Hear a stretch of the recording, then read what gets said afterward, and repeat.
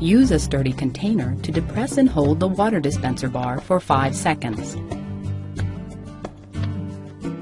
Release the water dispenser bar and wait 5 seconds. Repeat this activity of alternating between depressing and releasing the water dispenser bar for 5 seconds until water begins to flow.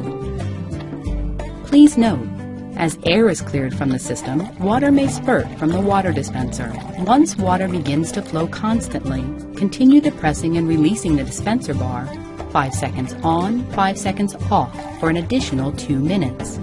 This process will produce a large volume of water, likely more than a drinking glass can hold. To avoid overflowing the container, you may empty it during any of the 5-second off intervals. Use additional containers, or use a large enough container to hold the total volume.